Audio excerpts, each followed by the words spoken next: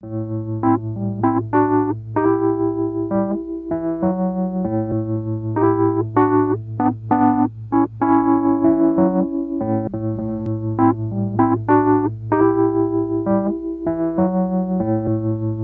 el aire de Radio Uruguay, inventamos entre todos la máquina de pensar. Acompáñenos en un viaje a través de los universos que vibran dentro de los libros. Bienvenidos al corazón de las palabras. La máquina de pensar. Conduce Pablo Silva Olazábal. Produce Gustavo Germán. Auspicia Biblioteca Nacional y Centro Cultural de España.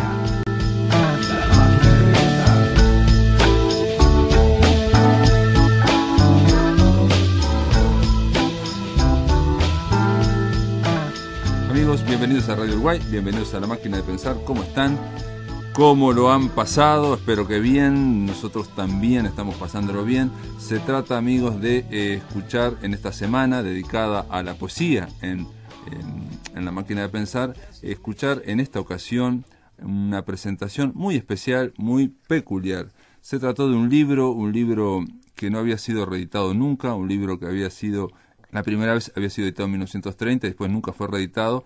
El libro de Alfredo Mario Ferreira, un poeta vanguardista uruguayo, que tituló su segundo libro Se ruega no dar la mano, poemas profilácticos a base de imágenes esmeriladas del propio Alfredo Mario Ferreira. Es una reedición facsimilar, quiere decir que se intentó hacerla exactamente igual a la de 1930, entre Editorial Yaugurú e Irrupciones Grupo Editor. La presentación de este libro fue en el marco de la exposición Poesía e Ilustración Uruguaya 1920-1940, una muy interesante exposición que ocurrió en el Museo Figari. Y el que empezó a conversar, el que estuvo presentando todo el libro, fue Luis Bravo. Vamos a escuchar ahora al poeta Luis Bravo, al poeta Martín Barea y al editor y poeta y diseñador Macachín. Bueno, buenas noches. Muchas gracias por venir a esta presentación y a esta exposición. Poesía e Ilustración, voy bien rimando. Uruguaya 1920-1940, que bueno, explora precisamente la relación entre la imagen y los textos poéticos. Esta presentación de la edición facsimilar de Se ruega no dar la mano pertenece o es un fruto de un trabajo de dos editoriales, Yaugurú, cuyo responsable es Maca, y de Irrupciones, Grupo Editor. Y me parece una ocasión propicia que tiene que ver con la puesta en escena de estas entrelíneas, que son la participación de poetas con artistas visuales, en el cual esta presentación forma parte y fue, digamos, una apuesta concebida por Martín Barea, aquí a mi costado, que se encargó de buscar a los poetas y a los artistas plásticos que hicieran ese link, ese enlace entre las imágenes y las palabras. Paso la palabra a él y les agradezco que en esta noche tan fría se hayan atrevido a venir al Museo Figari. Muchas gracias. Bueno, gracias, Tiago. Como es obvio, estamos esta noche para presentarles Se ruega no dar la mano, esta reedición de la obra de Alfredo Mario Ferreira, de Yaugurú e Irrupciones Grupo Editor. Están aquí adelante Gustavo Maca Bochekowski y Luis Bravo, poetas y, para mí más importante aún, de los poetas que hacen a la poesía, ya sea desde el ensayo, el estudio o, como en el caso del Maca, en su rol de editor y demás, ¿no? Que, bueno, colaboran a que todos los que disfrutamos de la poesía y demás sepamos dónde encontrarla, cómo leerla, ordenarla, organizarla, en fin, todo eso. Así que, bueno, pasemos a la actividad de hoy. Se ruega no dar la mano. Alfredo Mario Ferreiro, Luis Bravo y el Macaco Tchaikovsky. Adelante. Bruxande zinnen i alla papper. Som skola insattas hier på mig. Bort med allt hacket.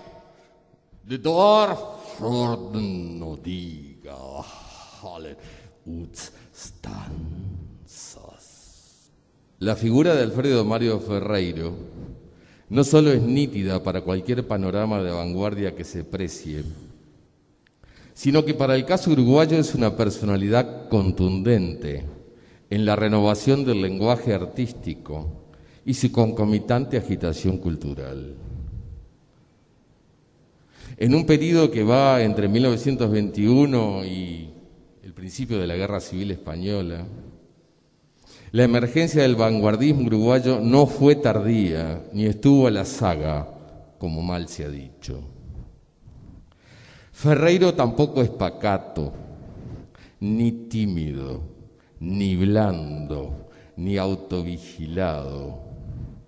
Todos adjetivos con que la crítica vernácula insiste en designar, ya con poca autoestima o con sobreestimación de lo acontecido en cualquier otro rincón de la región, incluso del planeta, a nuestro vanguardismo sui generis, como todos los del continente.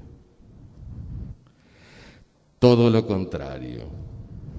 Su obra poética de tan solo 2 libros, El hombre que se comió un autobús, Poemas con olor a nafta, 1927, y Se ruega no dar la mano, poemas profilácticos a base de imágenes esmeriladas, 1930, es un aporte más que suficiente. Sus breves y arriesgadas narraciones, así como sus artículos críticos, muestran que estamos ante un escritor hipercreativo y ante un decidido ironista sin pelos en la lengua. Escuchemos los fragmentos de notas que Ferreiro publicó, ya con su nombre, ya con seudónimo ND, o sin firma pero con reconocible estilo, en la revista que él mismo codirigió junto al español Julio Sigüenza, Cartel, panorama mensual de literatura y arte, 10 números publicados entre el 15 de diciembre de 1929 y marzo de 1931. Cada vez que sale a luz una hoja periodística, andamos a vueltas con el vacío. Todas vienen a llenarlo. Cartel no viene a llenar ningún vacío, porque su función es precisamente todo lo contrario, hacerlo. Así como Pasteur, en medio del vacío, destruyó la teoría de la generación espontánea. Cartel, con idéntico procedimiento, demostrará la falsedad de tanta reputación literaria, artística o política, adquirida de botín en los saqueos de la medianía insolente o en las veleidades de la fortuna caprichosa. Viene, pues, Cartel a formar el vacío. Desde Cartel, Ferreiro y sus secuaces, no solo Sigüenza, autor del primer cuaderno de Cartel, cuyo título estrena un aire surrealista, se titula Cuaderno del Ojo sin Sueño, sino otros poetas, críticos y artistas plásticos que promovieron diferentes vertientes de impronta vanguardista. En primer lugar, los hermanos Gervasio y Álvaro Guillot Muñoz, Ildefonso Pereda Valdés, Fusco Sansone, Julio J. Casal, Enrique Dieste, Pedro Leandro Ipuche, Francisco Espínola, René Magariños, Melchor Méndez Magariños, Jaime Morenza, entre muchos otros, todos dieron dura batalla al poder burocratizado del Estado, a la apatía y el acomodo politiquero, al status quo pequeño aburguesado de su época, con anulada sensibilidad para lo que no fuera utilitarismo mercantil. Por cierto, lo de burocratizado es un término que tomamos prestado de la promulgación que Ferreiro hizo para la creación de un ministerio de turismo. Conviene aclarar que Cartel cartel es, además de literaria y artística, una hoja política. Hemos dicho política. No creemos en una juventud apolítica, porque el ser apolítico es un signo de vejez. Si nuestras patrias tuvieran juventudes políticas, en vez de tenerlas futbolísticas o milongueras, otros serían sus destinos y otras sus aspiraciones dentro de la universalidad. Y por si cabe alguna duda que el libro que nos ocupa está ideológicamente ligado al proyecto de agitación cultural emprendido desde Cartel, escuchemos este repaso de la historia reciente que había vivido el país desde 1904 hasta 1929, cuando se firma esta nota bajo el título de la irresponsabilidad. El país tenía demasiado con sus revoluciones para poder ocuparse de cosas tan sidecar como es el arte bien realizado. Creemos firmemente que sí, que ya no hay generales analfabetos que miran el periódico según el testeo de las fotos insertas. Pero como inseguridad de todo aquello, tan colorido como azaroso, quedó esta irresponsabilidad patria. Hacer las cosas a manotones y proteger a artistas que traen recomendaciones de clubes políticos. Hoy en día, 1929, casi 30, el gobierno del país ignore cuáles son sus valores en talento artístico. A raíz de no entender de los hombres que manejan los resortes artísticos, se ha perfilado designaciones de incapaces de obras beneficiosas. Pero lo que no puede hacer un político, y Cartel viene a decírselo, es representarnos a nosotros, a los que tenemos el espíritu en materia de vuelo, con un zopenco de marca. Y si en El hombre que se comió un autobús, el sistema metafórico del libro y sus paratextos se concentraba en el universo de la mecánica automotora, el eje discursivo de este segundo libro funcionará desde otra analogía. Se asume el lenguaje administrativo de la ingente campaña de salubridad colectiva.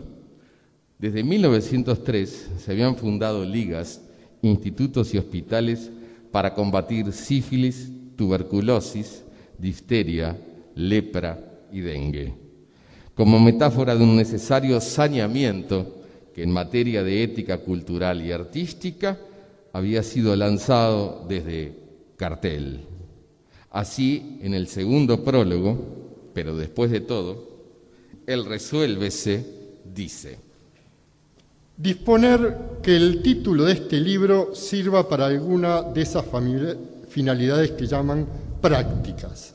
Por ejemplo, para ser colgado en las oficinas de recepción de público a fin de precaverse de la lepra, tan difundida en estos tiempos.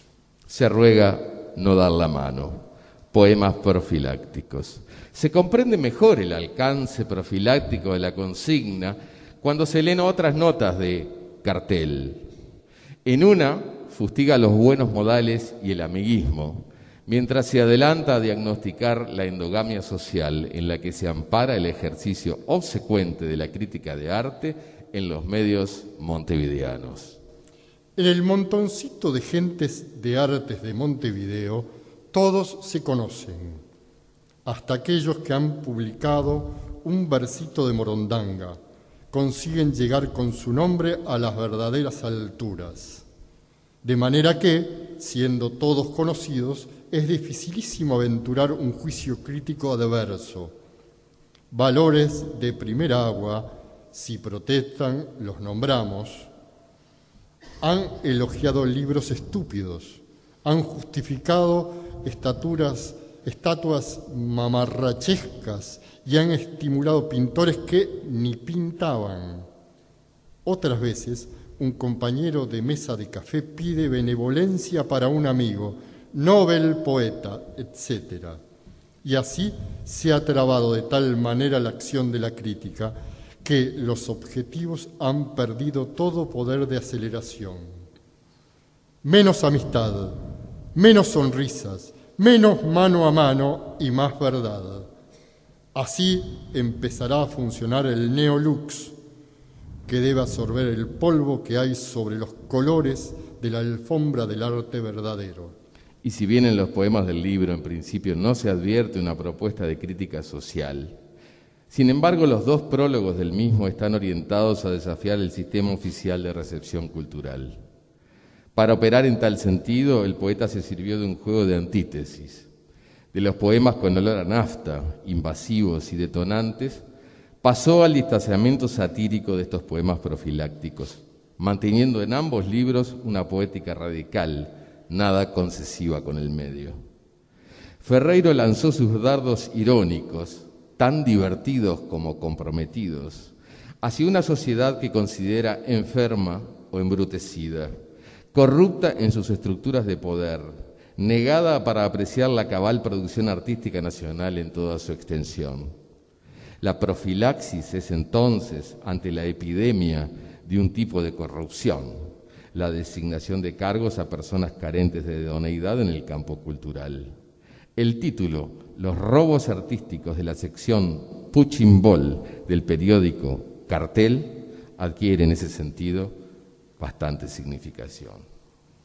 Una vez más queda demostrado hasta la saciedad lo justificado de nuestra campaña de profilaxis dentro del enrarecimiento ambiente artístico uruguayo. Aquel concurso de afiches organizado por el Palacio de la Música, en el que obtuvo el primer premio un señor que se limitó a copiar otro afiche de un artista extranjero, acaba de lograr la segunda parte en el concurso organizado por la Comisión de Fiestas del Centenario, en el que ha tenido el premio otro señor desprensivo que copió un dibujo anunciador de una campaña norteamericana de neumáticos. Como esto ya lleva cariz de convertirse en una verdadera epidemia, Cartel propone que se haga pública vergüenza del hurto. De más está advertir que Cartel sabe bien que más que una desvergüenza de algunos señores desaprensivos, es culpable de todo esto la confusión artística reinante en nuestro medio, en donde cualquier señor analfabeto actúa de crítico de arte. En cuanto a la significación de poemas a base de imágenes esmeriladas, la primera lectura es recalar en las magníficas silografías del artista René Magariños.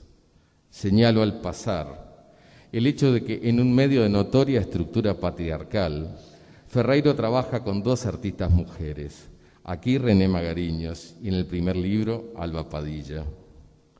La técnica de estos grabados implicaba el uso del esmeril con el que se labra la madera. También es posible interpretar lo esmerilado como el arte de deslustrar el vidrio. En tal sentido, otra posible interpretación remite a un vanguardista que, consciente de aplicarse a un arte que distorsiona la mímesis de la belleza natural, opta en sus poemas por la artificiosidad moderna. Por el lado ideológico, ese esmerilado trastorna la imagen autocomplaciente que la cultura reformista se había construido de sí misma, dejando en evidencia la falsedad que regía detrás de los elogios ocasionales.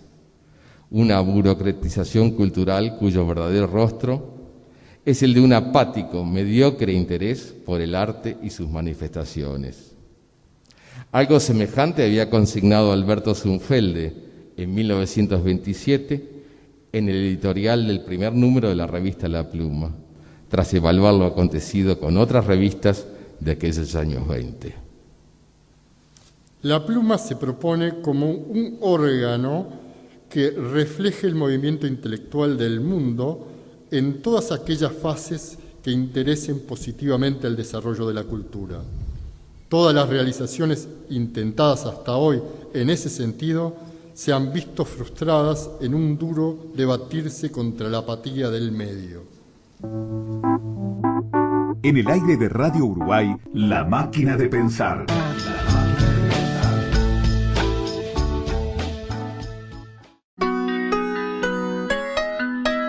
Para comunicarte con La Máquina, envía un SMS al 099 780066 o un correo electrónico a lamaquinadepensar@adinet.com.uy.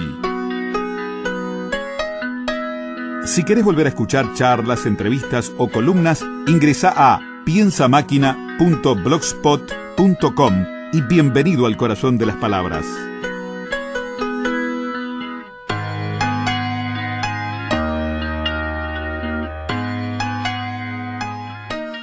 Ahora en este segundo bloque vamos a escuchar a Luis Bravo y a Maca.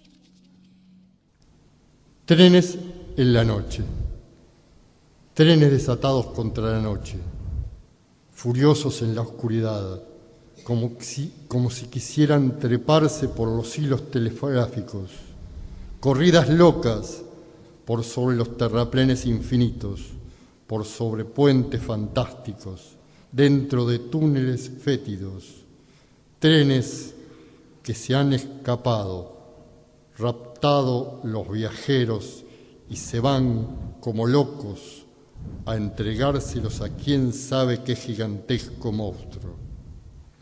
Trenes furiosos contra el muro de la oscuridad, largando destelladas de vapor, miradas de fuego, van y vienen, olfateando, rastrando, van y vienen, en interminable vaivén. Ferreiro inaugura para Montevideo un imaginario en el que cierta fauna tecnológica personifica diferentes aspectos urbanos, pero a la vez hace que sus robots maquinales alteren los códigos de la naturaleza en el medio rural. En este segundo libro, el mar tiene una sección propia. El avance topológico se prolonga hacia el espacio aéreo con aviónicos, algunos de cuyos poemas había adelantado en cartel.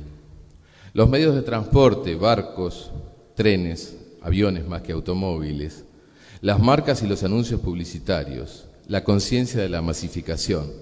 El público no precisa argamasa para convertirse en pared. Los números del mundo bursátil, la presencia de elementos urbanos, calle, asfalto, plazuelas, bancos, usinas, aeródromos, se ven expuestos desde una temporalidad, anochecer, madrugada, tarde y noche, en la que una índole emotiva los atraviesa. Esta variante emotiva, más personalizada que en el primer libro, quizás pueda deberse al consejo de su amigo Nicolás Olivari, autor de La Musa de la Mala Pata, en 1926. Al final de una carta en la que Olivari le agradece a Ferreiro el envío de su primer libro, el poeta del lunfa tanguero porteño le decía fraternalmente. ¿Me permite ahora un pequeño consejo de amigo? ¿Cómo no? Trate de ser un poquito, nada más que un poquito más subjetivo en sus poemas. Una nota más de usted, un rencor más de usted, una rabia y un dolor totalmente de usted. Con esa mostaza usted sazonará sus poemas mejor y será verdaderamente artista. Si bien no hay aquí poemas como Radiador o Tren en Marcha, que son fundacionales, composiciones fónicas en la poesía uruguaya, sí se mantiene la creatividad en el diseño. Y hay además un poema como Visión de Océano, donde la espacialidad y la síntesis hacen del texto un referente de lo que en el futuro será la poesía visual. En cuanto al registro lingüístico, las apropiaciones del inglés, looping, por ejemplo, o del francés, son mucho menos presentes que en el anterior. Y a la vez, aquel contrapunto paródico con el nativismo que ocupó 2 secciones del libro anterior, rueda de auxilio y caja de herramientas, se aprecia en 2 ocasiones, en el magnífico Canto del Ombú para los 4 horizontes y en la sección final del soneto paródico El Sauce. Surgen sí elementos metadiscursivos novedosos. En la metonimia sutil que alude a lo tipográfico, por ejemplo, dice: tu cabeza, aviador, es el punto necesario para la I latina de tu avión. Y cuando la presencia de los vanguardistas se asimila al propio pasaje urbano. Todos los tranvías corren en un sentido. Todos los desmayos son horizontales. Hay una inquietud jugando en las escondidas con los poetas de vanguardia. El humor poético de Ferreiro, el más jugado y lúdico en el vanguardismo hispanoamericano, tiene su mayor referente en Gómez de la Serna. En ese humor caben las variaciones deformantes de los estilos consagrados, con las que Ferreiro había evidenciado los clichés del nativismo, en una ambigua actitud que se percibe en el tinte identitario de su registro. Sin ese registro del que se desvían, tales giros no alcanzan el efecto paródico significativo. Esto sucede porque los clichés garantizan la cohesión de un texto poético por referencia a modelos de desviación, como un elemento de la poética intertextual. Solo en una lectura atenta de ese juego paródico que el vanguardismo sincrético de Ferreiro nutrió del ultraísmo y del futuraísmo, y quién sabe de otros ismos más, solo así se entiende su relación con el nativismo, ese ismo de vanguardia con raíces identitarias que habían estrenado Fernán Silva Valdés en el año 21 con Agua del Tiempo y Pedro Leandro Ipuche con Alas Nuevas en el 22.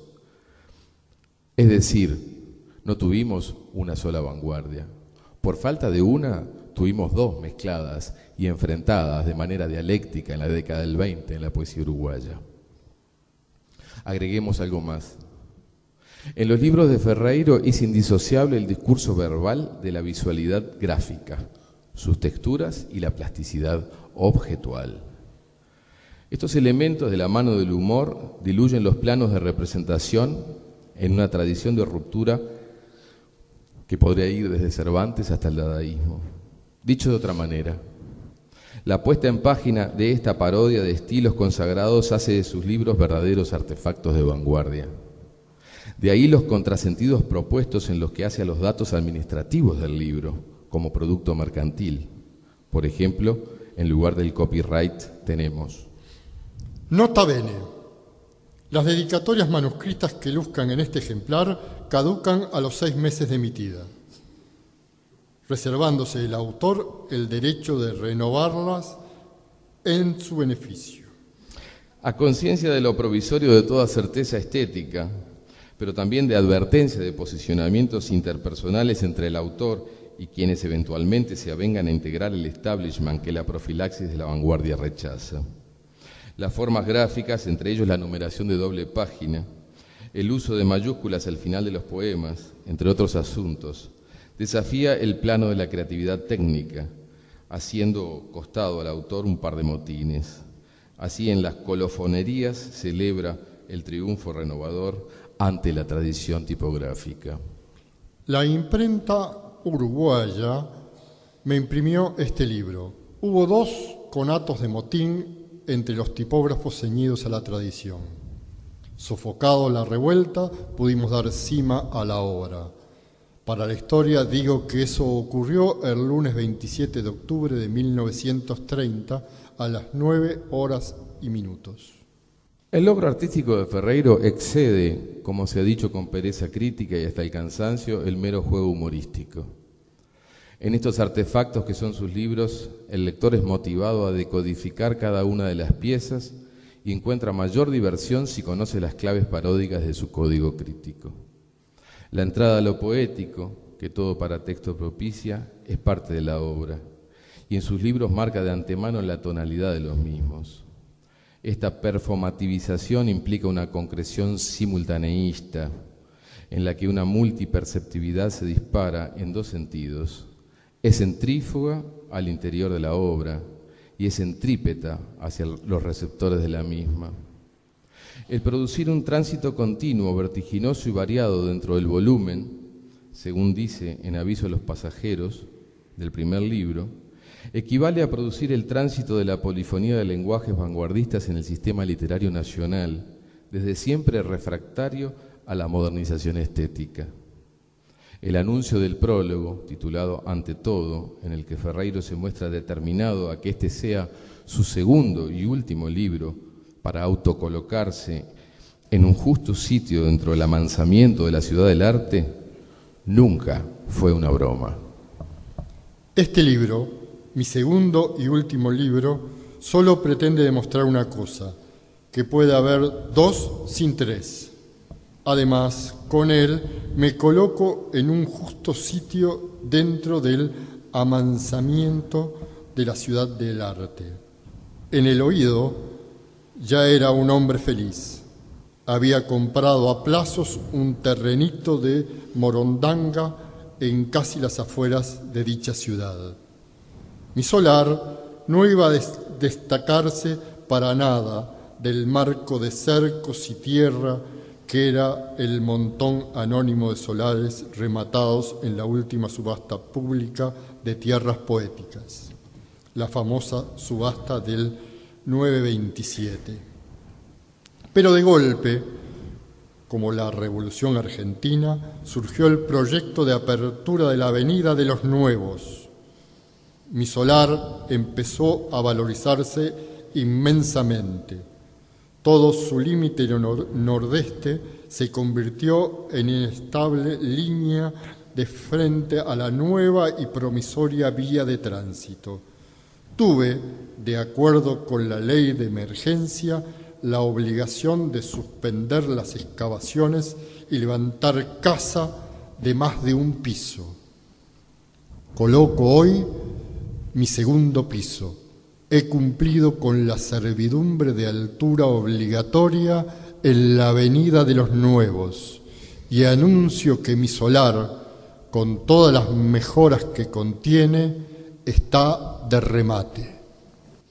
Es una cojonuda decisión de la más pura cepa vanguardista hacer y no prolongarse en la hechura, enloquecer, o aparentemente hacerlo, dedicándose al ajedrez o a cualquier otra jugada intrascendente.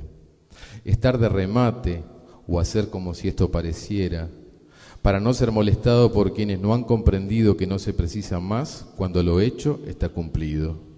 Así lo supo Alfredo Mario Ferreiro al cerrar su obra, apostando a una paradoja en la que desde lo vertiginoso igual percibe y afirma y dice: he derrotado sin querer la muerte. Bien, solo le falta a los uruguayos darle a Alfredo Mario Ferreiro el sitio que se ganó en la ciudad del arte de vanguardia de principios del siglo XX. En esa urbe que fue el primero en representar con un lenguaje polifónico, acorde a esta atractiva, apática, alienante, divertida, aérea, marítima, mezquina, provinciana, cosmopolita, querible Montevideo. Por todo lo dicho, los editores de este volumen tomaron la mejor decisión: hacer la primera reedición de Se ruega no dar la mano en 83 años y hacerlo de forma facsímil, permitiendo que el arte de este libro pueda ser apreciado por nuevas miradas. Así lo celebramos esta noche en el Museo Figari. Agradezco muchísimo a los poetas Tiago Roca, Martín Barea, Gerardo Ciancio, así como los otros que han participado de este ciclo, a los 30 días de julio en este invierno del año 2013, junto a ustedes aquí presentes, y a caballo de este ojo sin sueño, para con la poesía uruguacha. Este fue el final de la presentación de este poemario, Se ruega no dar la mano, y los que estaban hablando era Luis Bravo y Macachín. En el aire de Radio Uruguay, La Máquina de Pensar.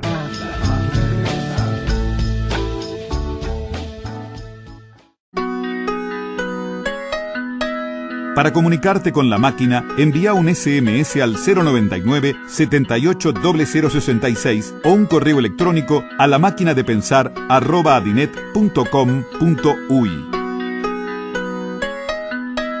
Si querés volver a escuchar charlas, entrevistas o columnas, ingresa a piensamáquina.blogspot.com y bienvenido al corazón de las palabras.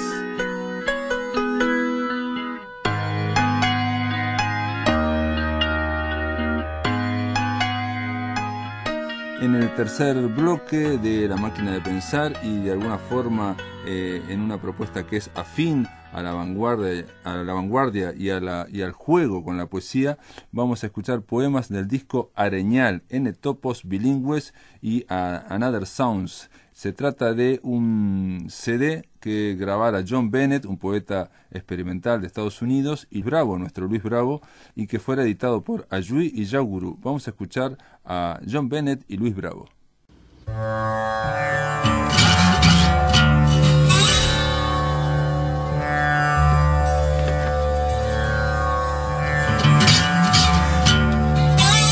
Este ebrio sol levanta esculturas de la tarde. Corteza gris, sedosa piel del eucalipto.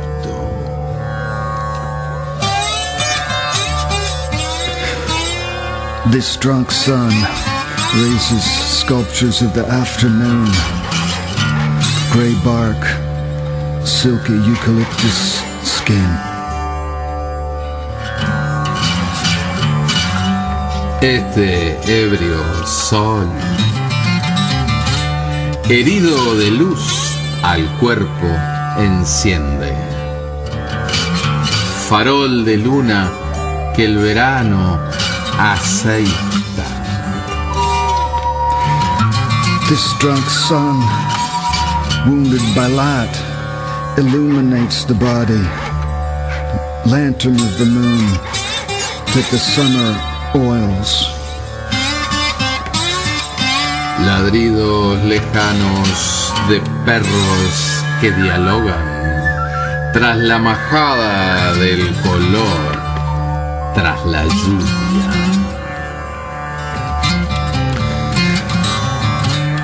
Distant barking of dogs that converse behind the sheepfold of color after the rain.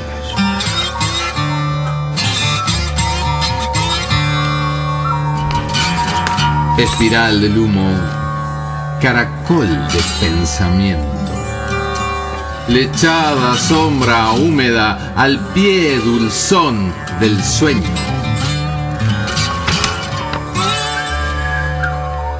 Spiral of smoke, conch of thought, whitewashed damp shadow at the cloying foot of sleep. Perfume inmortal, traspaso entero, árboles con nombre de dioses guaraníes, patio estrellado de jazmín, astros griegos.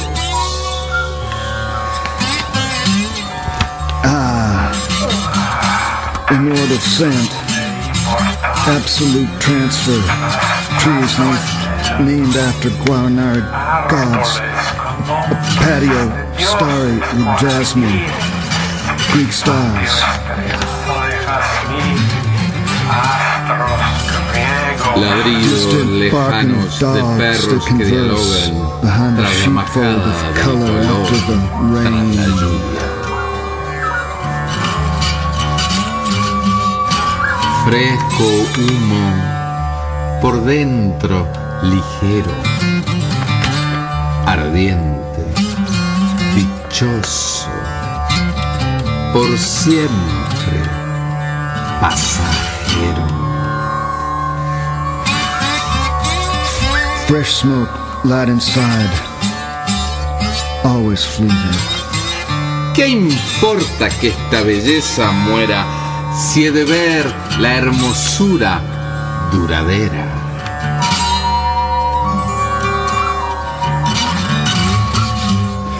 Fresh smoke light inside, Por always fleeting. siempre pasajero. Fresco, humo, por dentro, ligero.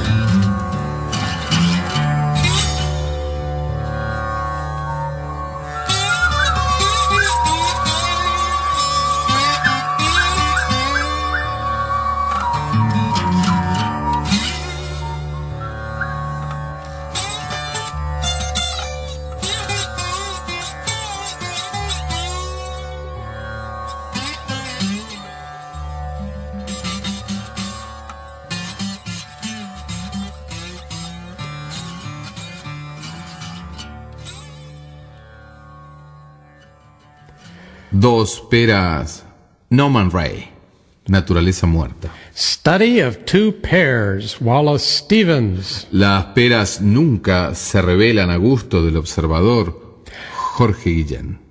Una amarronada, la otra amarilla, ¿acaso lo oscuro sí más dulce? Más blando, sin duda. Dudo en cuál hincare el blanco diente. Llegaron juntas de la feria. Están una junto a la otra. Sus tiempos de maduración difieren sobre la misma mesa y no podré pelarlas al unísono. Una con aroma de peras quiere ser devorada, la otra disimula bajo dorada piel. Son cuerpos sensibles, apenas una yema los ahueca. La amarilla tiene un rubor, la otra un lunar castaño en su cadera. No son dos mujeres desnudas sentadas. De espaldas. Estas dos peras. No. La forma general de la proposición es: las cosas son así y asá. Ludwig Wittgenstein. Como son. Las cosas son como son. Como son lo que son las cosas. Como Lo son, que son. las cosas, Las son cosas como son son, las cosas. como son Como lo las que cosas son las son. cosas. Son lo que lo que son. las cosas Como son las las cosas cosas, como que las son cosas como son. Las Son cosas lo que como son, cosas como las que cosas son como cosas que son son, como son lo las son cosas como lo son. cosas Las que cosas son como cosas que son como son. Lo son Cosas como que lo son cosas las que son cosas como como cosas son, que son como cosas que como cosas que son, cosas que son como son, las cosas son como son. que son ¿Cómo como son las cosas como son? son las cosas Como las cosas son como son, las cosas son como así son, y como asá las cosas son como son, Weil son nichts así sein y así kann, was son, nicht sein. weil nicht sein kann, was nicht sein darf. This piece is called El Cuarto Andar, take one. En este Cuarto. una sombra hay, en este Cuarto. una silla de agua hay, en este Cuarto. una biblioteca en llamas hay, un conejo en este cuarto, una botella de norinas hay en este Cuarto. una cubierta de relojes hay, un cubo de lápiz, un libritito invisible hay en este, Cuarto. una tormenta tuercas de paja en este, Cuarto. hay un claco y un clulo en este, Cuarto. el piso se ha hecho de calzado y hay algo que nada sobre las huellas en este Cuarto. En este, cuarto. una sombra. Hay en este Cuarto. una silla de agua. Hay en este Cuarto. una biblioteca en llamas. Hay un conejo en este Cuarto. una botella de norinas. Hay en este Cuarto. una cubierta de relojes. Hay un cubo, un lápiz, un libritito invisible.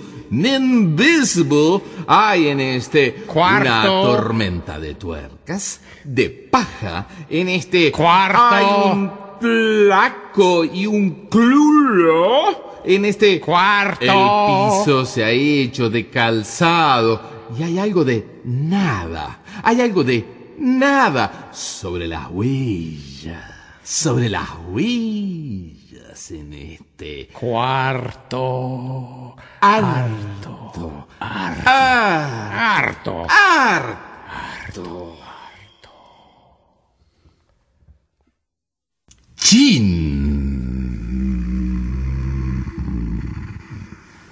Chan. Muere el silencio. En el corral del tiempo, los gallos mueven. Silence perishes. Inside the henhouse of time, roosters move about. Platform in shadows, colorless aerial bone, the night is weaving. Andén en sombras, blanco hueso aéreo, la noche teje, teje. A moon made of silk, horizon of the shadows, give way to crimson. Luna de seda, oración de las sombras, al rojo se ve. Boca del lobo, metálica serpiente, brillo en los rieles. The mouth of the wolf, shiny, metallic serpent, brilliance on the rails. Crevice in the rock, a prolonged mineral kiss. The night awakens. Grieta en la piedra, largo beso mineral, la noche enciende. Death fantasizes, time comes to a sudden halt. Death dies from itself. Sueña la muerte, que el tiempo se detiene, la muerte de sí se muere. Incandescent coin, a gift given by winter to the cold empire. Moneda de luz, dádiva del invierno al frío imperio. Cinders of August, the salamander de la casts salamandra, off crackling ramas branches. Color inerte, arriba el cielo es lienzo de un dios, pinceles. Moribund color above the sky's canvas of a paintbrush god. Augur celeste, roída gabardina, el rayo rengo. Heavenly augur, nibbled and gnawed gabardine, crippled lightning bolt. Furioso, carcaj. Furioso, carcaj. Parecido a la noche de lumbres, peste. Furious quiver, a plague on conflagrations, analog of night.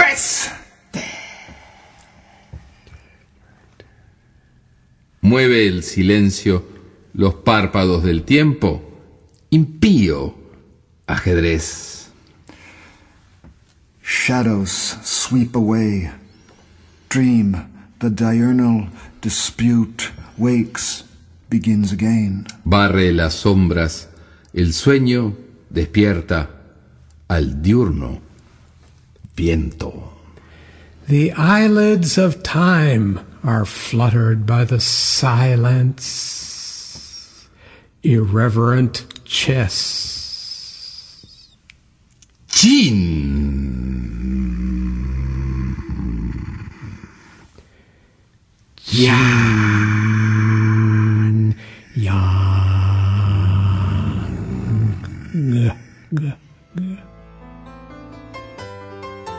Gente, espero que en este día de poesía experimental lo hayan pasado muy bien. Mañana continuaremos hablando de poesía uruguaya. Vamos a hablar nada menos y nada más que de Circe Maya. Los espero a escucharla mañana a partir de las 20 horas aquí en Radio Uruguay. Para comunicarte con la máquina, envía un SMS al 099 780066 o un correo electrónico a lamaquinadepensar@adinet.com.uy. Si querés volver a escuchar charlas, entrevistas o columnas, ingresa a piensamáquina.blogspot.com y bienvenido al corazón de las palabras.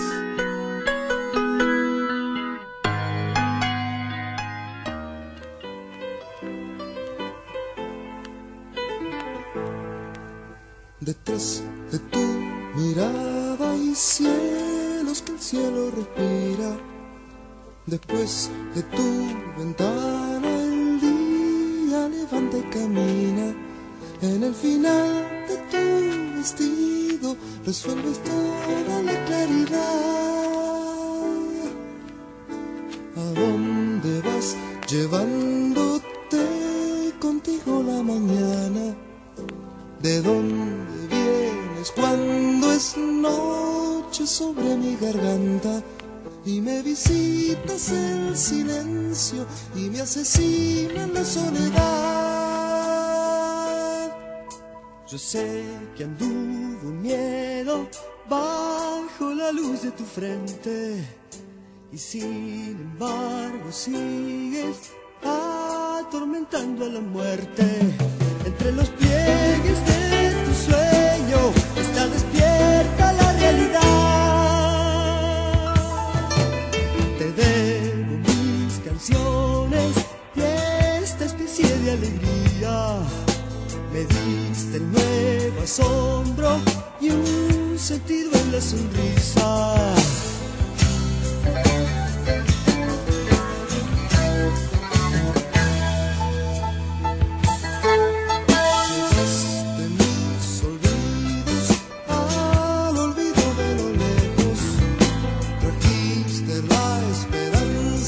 Abierta a lo largo del vuelo. Antes que tú no había nada, después no hay nada más que tú.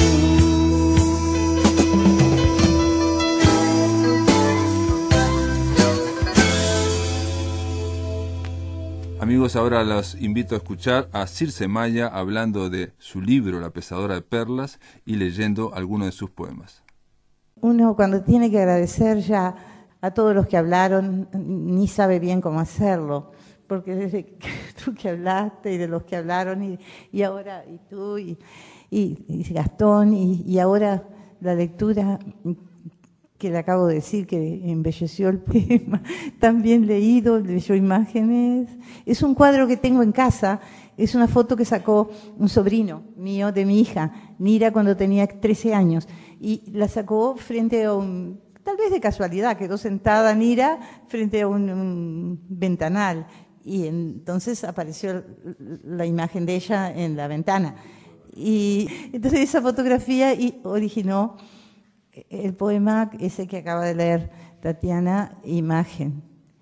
Porque claro, la foto siempre parece algo tan quieto, tan inmóvil, y lo que me sugirió el poema fue ese movimiento, sin embargo, que yo veía como de la mirada de mi hija Nira, que estaba disgustada porque no quería que le sacaran la foto. Entonces el primo la sacó igual la foto y ella miró como con fastidio. Entonces introdujo en la quietud de la imagen, en la falsa quietud, quien mira bien ve que aquella mirada está muy dinámica. Bueno, ese es el poema que ella, me gusta mucho que lo haya leído. Lo leyó muy bien, gracias Tatiana. Y gracias a los demás. Y así que ahora hay que leer algún poema y que lo puedes elegir si querés. Siempre me dicen que el azar influye. El azar influye, uno abre así un libro y entonces lee alguna cosa y dice, pero este poeta, ¿verdad que pasa, no? Pasa. Bueno, yo daba filosofía en secundaria, en Tacuarembó. Pasó mi tiempo. Ahora doy otras cositas. Me gustan las lenguas. Hacemos talleres de lenguas. Bueno, hacemos cosas. Pero extrañamos. Y teatro también hacemos. Con los alumnos del liceo. Primero cuando daba clases en el liceo número 1 de Tacuarembó, hacíamos con jóvenes teatro. Sí, pero adaptaciones, cosas. Y después hicimos, porque el año pasado fue que dejé ya, también pequeños en un colegio bilingüe que hay en Tacuarembó y que está a una cuadra de casa, no tenía que caminar mucho. Hacíamos teatro también, esta vez en inglés, adaptando, ¿no? Un trozo de alguna comedia de Shakespeare, sin embargo. Nosotros nos proponíamos cosas audaces. Pero ahora me piden un poema y recordando esas clases de filosofía, ahora me acuerdo que lo primero que di fue lógica, fue lo primero, en el instituto que no se llamaba docente, se llamaba Instituto de Magisterio de Tacuarembó. Fue mi primera clase cuando venía de Montevideo, yo llegué con 30 años a Tacuarembó, ya tenía 2 hijas. Las 2 que nacieron en Montevideo son las que viven acá, y los demás hijos nacieron en Tacuarembó. Soy una persona de 2 ciudades, ¿no? Y a las 2 las quiero igual, quiero mucho Montevideo y quiero mucho Tacuarembó. Ya ven ustedes. Bueno, y la primera clase fue de lógica, que la recordaré siempre, porque uno da la primera clase con una tensión impresionante. Y de ver un alumno que se distrae, ya uno se desespera. Y ya quiere, yo qué sé, un desastre la clase, ¿no? Porque aprende con el tiempo a estar más tranquilo, no sé, uno va aprendiendo, ¿no? Por la práctica. Pero a veces en poesía se me filtran temas de las clases que yo daba en secundaria. Y uno lo leía en Córdoba, que era un momento de un diálogo de Platón, un momento en que Platón muestra a su discípulo, a su maestro, a Sócrates en la celda, y conversando nada menos sobre la posibilidad de que el alma no muera por la muerte, que sobreviva al cuerpo. Ese es el tema.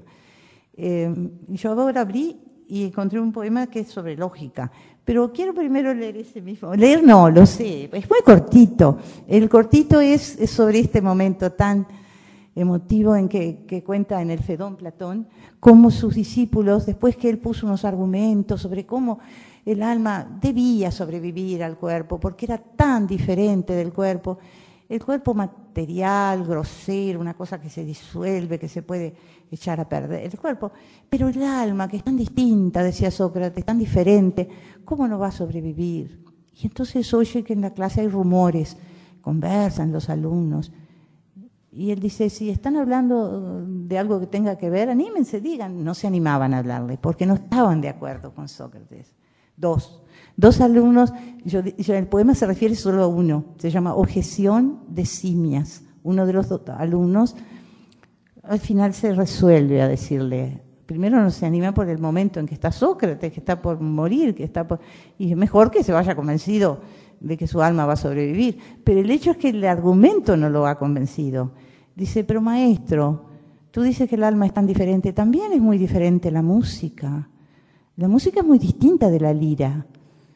La lira es material, se puede romper, pero la música no sobrevive a la lira, porque aunque es diferente de ella, es invisible, es algo muy maravilloso la música, pero depende de la lira. Sin lira no hay música. Y no sé, una cosa así es el argumento. Y entonces todos quedan en un silencio espantado, porque han visto la fuerza de ese argumento. Y el propio Sócrates felicita al alumno, después de un silencio, de un largo silencio, lo felicita porque ha logrado el alumno mostrar que sus argumentos todavía no eran decisivos. Pero pide Sócrates que no nos... Eso estoy contando ahora del diálogo. El poema va solo hasta allí, hasta el silencio que se produce. Y ahora lo digo. Pero quería contarles que en el diálogo sigue Sócrates diciendo, bueno, y si mis argumentos no eran muy fuertes, busquemos otros, no nos desilusionemos, no seamos... ¿Cómo es? Inventa una palabra. Luego... No seamos, es como que desconfiamos de la razón, como un hombre que se vuelve, bueno, no importa, hay una palabra que inventa para decir que no debemos volvernos, porque un argumento nos pareció débil, ya renunciar a la razón misma. Dice, no, sigamos. Bueno, el diálogo sigue largo, es largo el diálogo, el Fedón. Y no voy ahora a dar una clase de filosofía. Lo que quería era, igual que en Córdoba, decir el pequeño poemita, que se llama Objeción de Simias. Entonces este poema dice, empieza así. Y si el alma fuera como música y el cuerpo la lira, roto uno, la otra no existe, dice Simias. El silencio se instala en la celda. Los discípulos callan, inquietos. De aquel largo silencio, las olas todavía salpican. Así es el poema. Bueno, con ese está. Bueno, un segundo. El último, este que abrí. Miren, en este poema, yo daba lógica, pero me daba cuenta que la lógica, que era muy interesante a veces, pero no siempre, no tenía el poder, la lógica de ponernos en contacto directo con las cosas como hace la poesía. Ahora me dio, yo profesora de lógica, atacaba la lógica, pero daba lógica, claro, y hacíamos silogismos y lógica formal la actual, que es con P y con Q. Entonces escribí un brevísimo poema que se llama Si P, entonces Q, ¿verdad? P, entonces Q. Si P, entonces Q se llama el poema. Red fortísima de hilos de acero.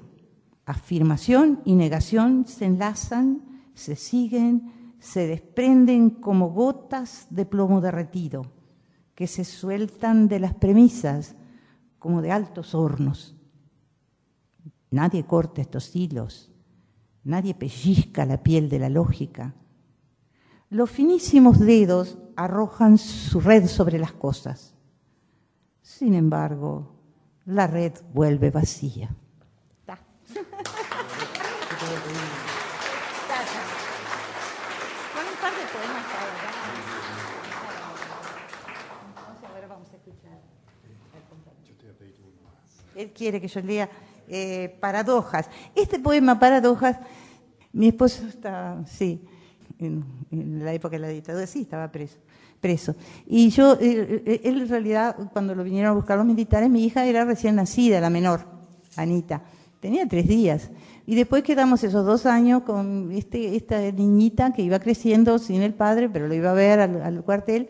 Y esa niña era un apoyo muy fuerte. Entonces era rarísimo que esa pequeña de chiquita fuera el apoyo frente a la situación. Uno se apoyaba en ella. Por eso se llama Paradojas. Y tiene como... Acá dice niña de 1 año. Cuando Anita tenía 1 año, yo escribí esto. Paradojas. Pisando finísimo cristal, pisando fuerte, cayendo a plomo sobre fina lámina y te sostiene. Así cae el dolor acumulado, pesada gota de metal al rojo, y una limpia mirada lo recibe y lo sostiene. Es eso.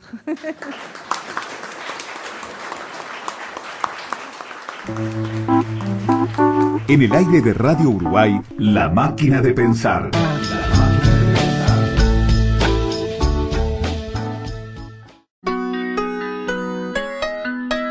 Para comunicarte con la máquina, envía un SMS al 099 78 0066 o un correo electrónico a lamaquinadepensar@adinet.com.uy. Si querés volver a escuchar charlas, entrevistas o columnas, ingresa a piensamáquina.blogspot.com y bienvenido al corazón de las palabras.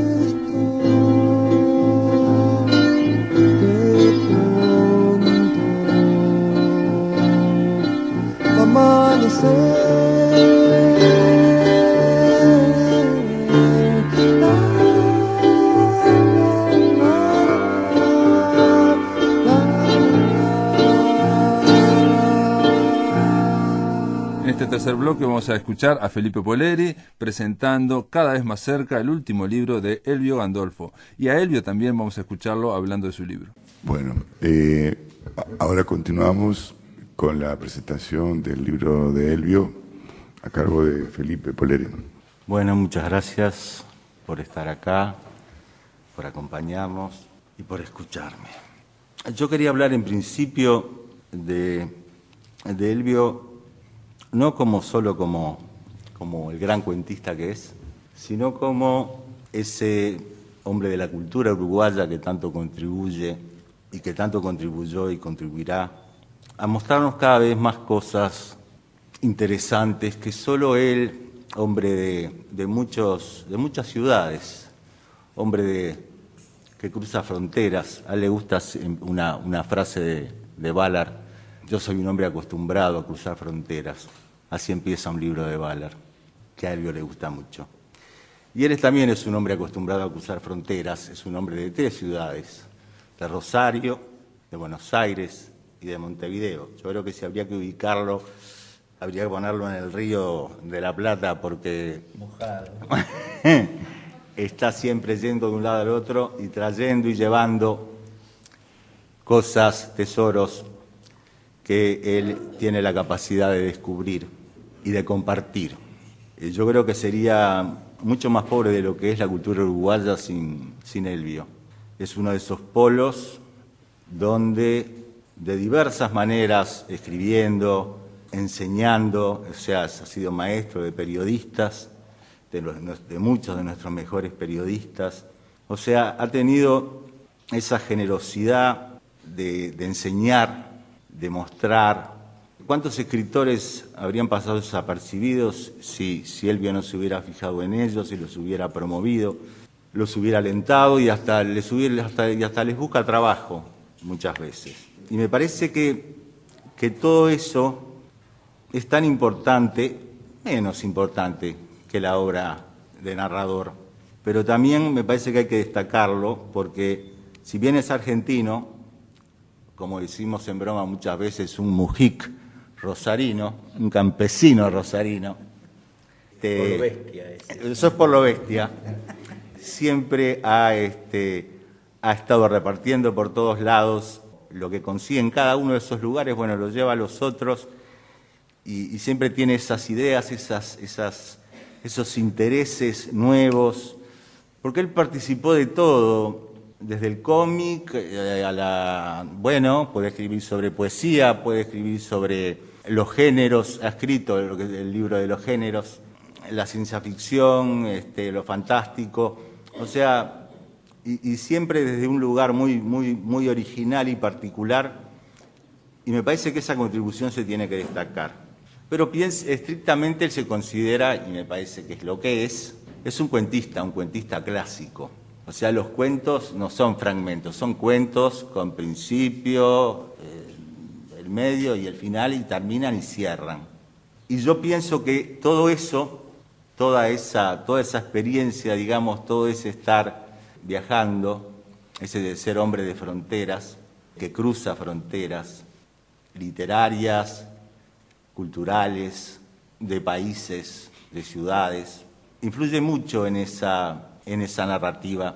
Y ahora vamos a hablar del libro de cuentos, que se titula Cada vez más cerca, y que trata de los temas de Elvio, y que trata de Elvio.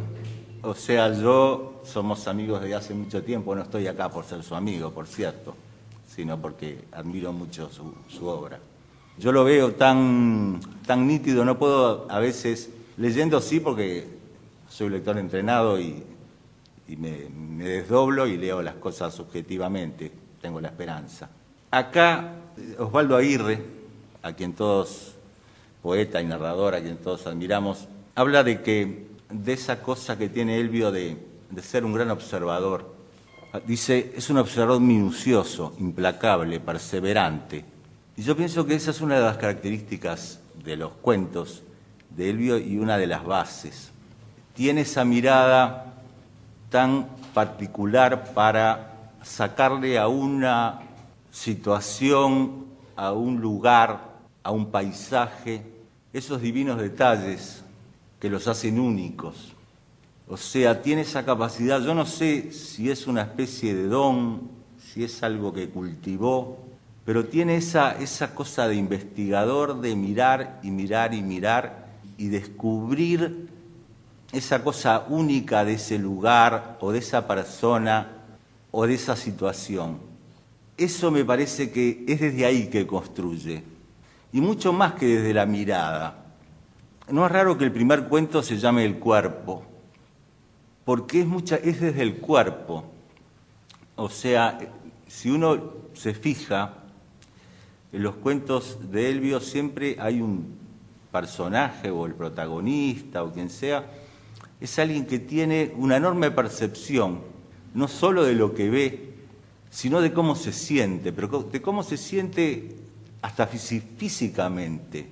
Y desde ese lugar, desde el cuerpo, desde lo físico, está juzgando las situaciones, es consciente de la temperatura, de si está cómodo, de si el lugar es cómodo, de si es incómodo, de si es agradable, desagradable, por qué es desagradable, qué detalle o qué cosa hace un lugar que aparentemente sería grato, ingrato, o de un lugar que aparentemente sería maravilloso, un lugar en el fondo desagradable, porque es una percepción de todo el cuerpo, no solo del intelecto, de la cabeza o el corazón, como la mayoría de nosotros percibimos a la gente y a las cosas.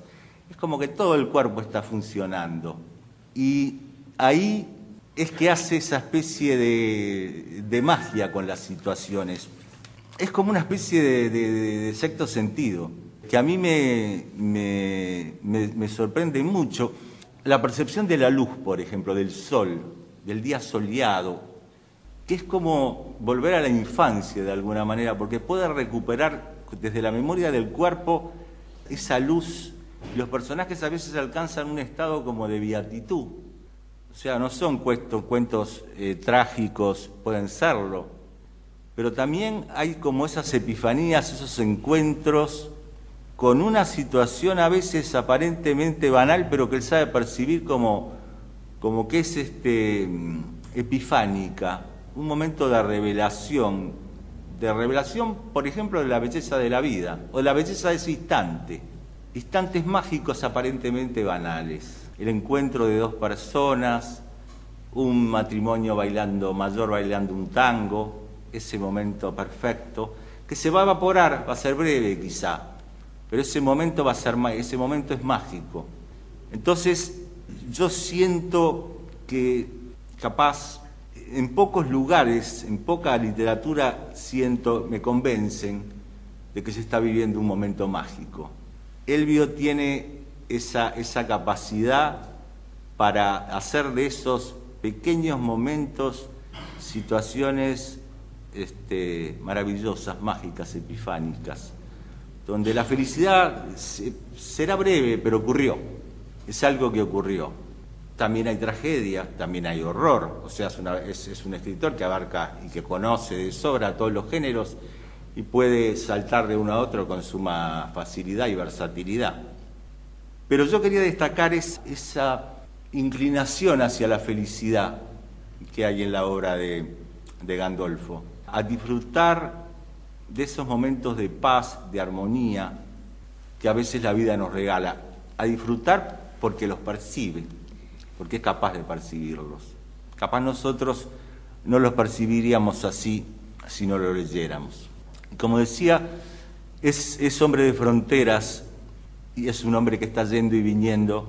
Y en muchos de los cuentos, por ejemplo, ustedes si se fijan van a encontrar bares que son fronteras. Los bares son lugares sorprendentes de encuentros, de desencuentros, de citas, de simplemente lugares para descansar, y donde también puede aparecer en el baño, en un baño tal vez algo tenebroso, y ahí están los divinos detalles que lo hace tenebroso, puede aparecer algo horroroso, o en una persona que baja al metro en un día de vacaciones puede aparecer algo terrible. Así como aparecen momentos magníficos, aparecen momentos terribles. Pero yo creo que la sensación general, por lo menos la mía, como lector, es que la felicidad es una cosa posible, que es más un estado espiritual que producto de los hechos, de lo que ocurra. Más bien una disposición interior, y saber captar con toda esa compleja máquina que son los seres humanos y que a veces no la utilizamos en toda nuestra plenitud, se puede captar esas epifanías, esos momentos mágicos, esos momentos incluso emocionantes, conmovedores, pequeños aparentemente, pero llenos de emoción. La variedad del libro es infinita, hay cuentos fantásticos, hay algún cuento de terror, hay cuentos de situaciones cotidianas, también que son producto de esa observación minuciosa, de investigador casi. Uno se pregunta, ¿cómo pudo saber esto? ¿Cuánto tiempo tiene que haber pasado para saber cómo funciona esto? Yo nunca le pregunté el secreto, no lo sé. Simplemente a mí me sorprende. Las pequeñas vidas a veces de unos tenderos, como acá en un cuento, en uno de los grandes cuentos para mí del libro, Un movimiento torpe. Bueno, la vida sencilla de un matrimonio de tenderos, cómo hizo para juntar y poner en un cuento relativamente breve toda esa vida que supo poner en el cuento. Por lo tanto, no sé, yo es un libro que recomiendo calurosamente, me parece que tiene esa especie de sabiduría que tiene el propio Elvio, esa especie de saber disfrutar y tomar lo bueno y soportar lo malo que nos trae la vida, y que la van a pasar muy bien cuando lo lean como la pasé yo y como la paso siempre que leo los cuentos de Elvio. Así que solo me queda agradecerles y recomendarles Cada vez más cerca, de Caballo Negro Editora, de Elvio Gandolfo. Muchas gracias. Bueno, le agradezco mucho a Felipe lo que dijo, y a esta altura, desgraciadamente, yo reconozco que estoy condenado a escribir cuentos, porque me produce un gran placer lo que yo le llamo la situación de relato, y que en gran parte es percibir el placer de existir en general. Que a mí me pasó hoy, cuando la vi a Circe, por ejemplo, hacía muchísimo que no nos veíamos, porque además estaba el encuentro, el placer de vernos y demás, pero el dato de relato, así como se habló de la epifanía del Festival de Córdoba, le digo, la última vez nos vimos hace muchos años en un festival de poesía de Rosario. Sí, ¿vos te acordabas cómo era? Digo, sí, te robaron la cartera. Ah, sí, me dijo, eso es el comienzo de un relato, ¿no? O sea, inclusive hace unos cuantos años, no lo refería solo al relato, pero escribí un poema acerca de por qué no había aprendido a manejar auto, por qué me daba una pereza monumental ponerme al día con la DGI, etcétera, etcétera, etcétera, etcétera, para poder tener atención. Yo por eso nunca di clases de nada.